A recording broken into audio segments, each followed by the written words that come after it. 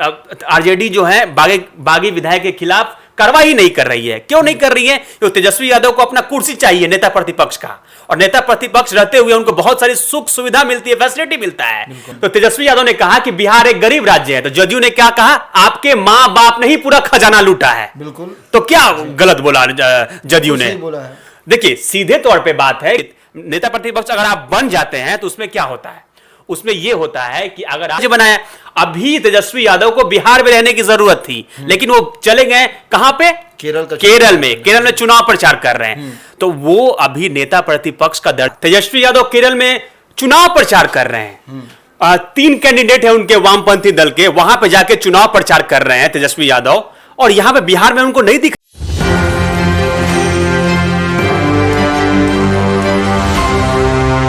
बिहार की राजनीति में हार के बाद अक्सर नेता कुछ समय के लिए शांत हो जाते हैं, लेकिन तेजस्वी यादव ने बिल्कुल अलग रास्ता चुना है। विधानसभा चुनाव में झटका लगने के बावजूद उनकी सक्रियता कम नहीं हुई, बल्कि और तेज हो गई है।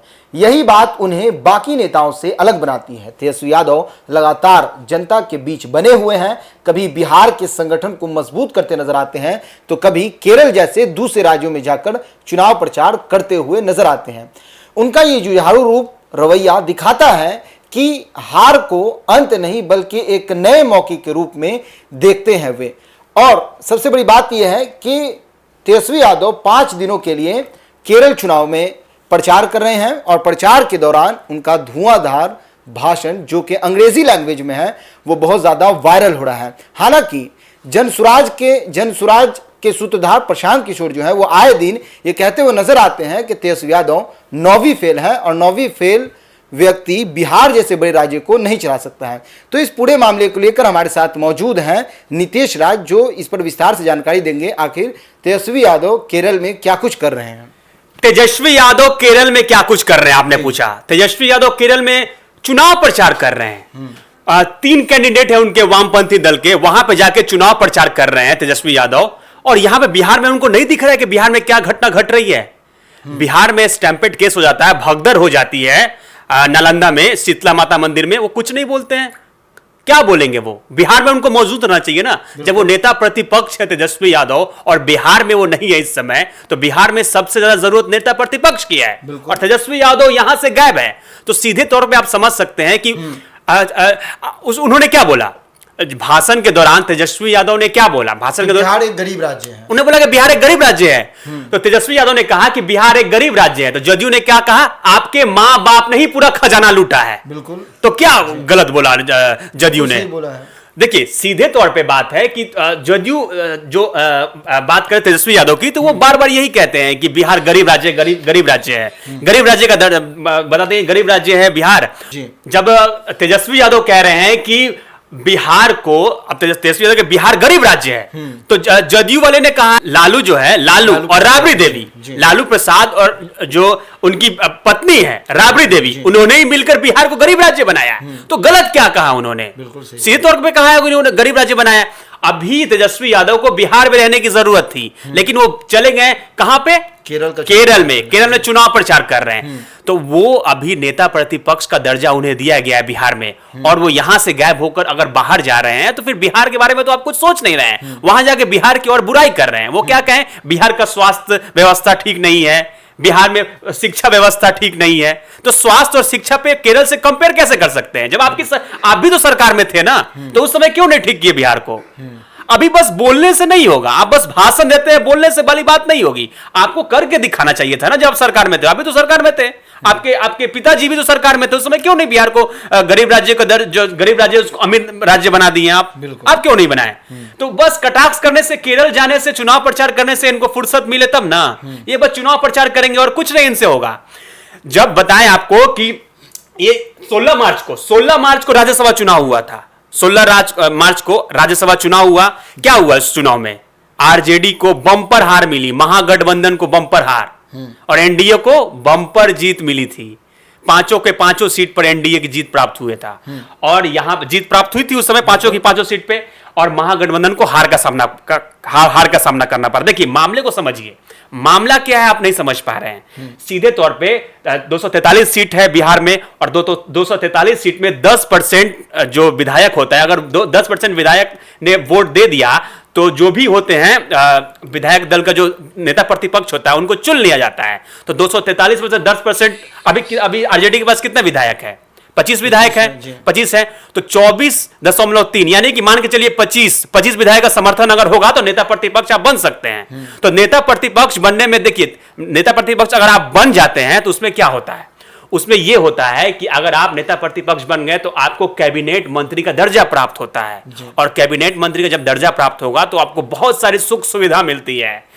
अब जब चुनाव हुआ तो जिनके जो बागी विधायक है फैजल रहमान, उन पे कार्रवाई क्यों नहीं की है? बिल्कुल, अब बताइए कार्रवाई क्यों नहीं हुई उन पे इसलिए कार्रवाई नहीं हुई सीधे तौर पे कि मान के चलिए कि अगर आप विधानसभा अध्यक्ष के पास जाएंगे और जाके अपना जो बागी विधायक है, जो राज्यसभा जब चुनाव हुआ था उस समय वो वोट देने नहीं पहुंचे थे और आरजेडी जो है बागी विधायक के खिलाफ कार्रवाई नहीं कर रही है। क्यों नहीं कर रही है? क्योंकि तेजस्वी यादव को अपना कुर्सी चाहिए नेता प्रतिपक्ष का, और नेता प्रतिपक्ष रहते हुए उनको बहुत सारी सुख सुविधा मिलती है, फैसिलिटी मिलता है।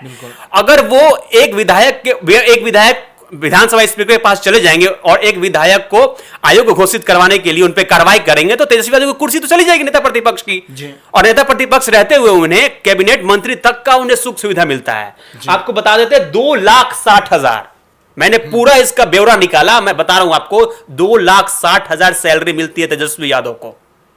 तो 2,60,000 जिसको सैलरी मिलेगी उसके साथ हवाई यात्रा मिलेगा, आपको मुफ्त ट्रेन सुविधा मिलेगी, गाड़ी की सुविधा मिलेगी, हवाई सुविधा, दैनिक भत्ता मिलेगा आपको 3300 से प्लस जाता है दैनिक भत्ता, और बता दें टेलीफोन भत्ता मिलता है, मुफ्त इलाज मिलता है, उनको कार लोन मिलता है, प्राइवेट सेक्रेटरी 2 प्राइवेट सेक्रेटरी उनको दी जाती है। और बताओ मैं आपको घर सजाने के लिए, घर को सजाने के लिए उन्हें 6 लाख रुपया मिलता है।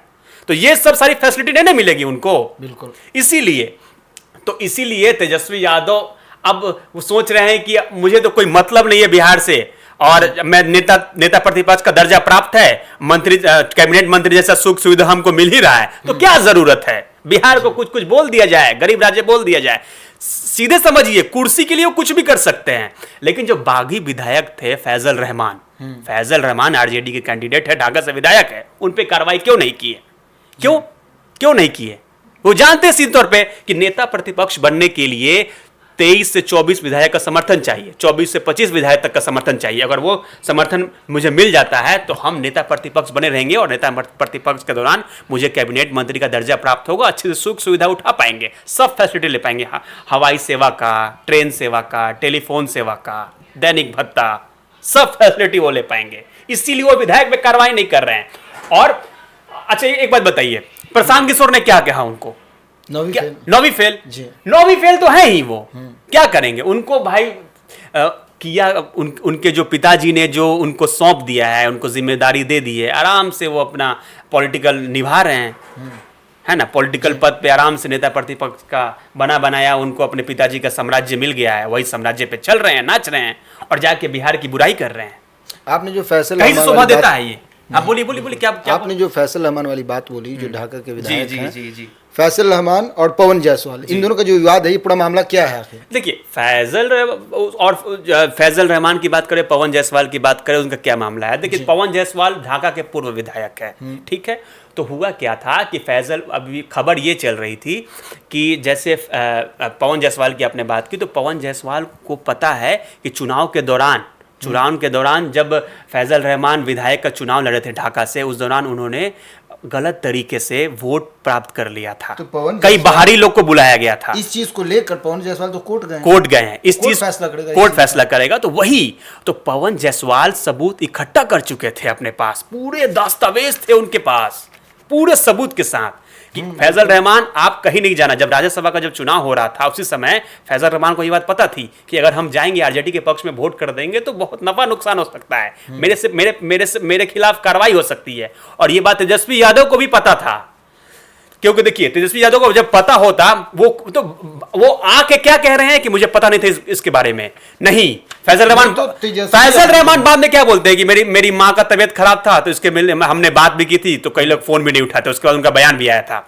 तो देखिए, तेजस्वी यादव को यह बात पता थी और वो इसलिए कार्रवाई नहीं कर रहे थे कि उन्हें नेता प्रतिपक्ष की कुर्सी नहीं मिलेगी।